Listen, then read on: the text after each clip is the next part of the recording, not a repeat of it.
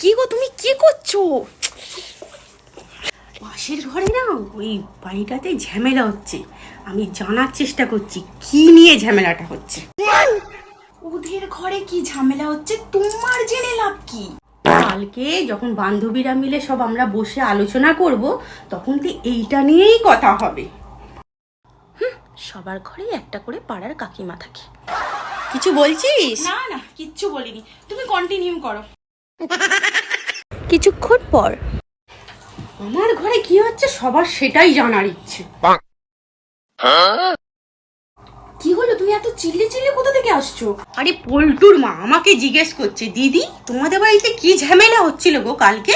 হ্যাঁ বলতো তুই, আমি কি কারোর বাড়িতে কান পাততে যাই যে কার বাড়িতে কি ঝামেলা হচ্ছে? আমার বাড়ি নিয়ে যত সব মানুষের মাথা ব্যথা। এই জন্যই বলে নিজে কারো তো রাসলীলা, আর অন্য কেউ করলে ক্যারেক্টার দিলা। ভগবান কোথায় পাঠিয়ে দিয়েছো।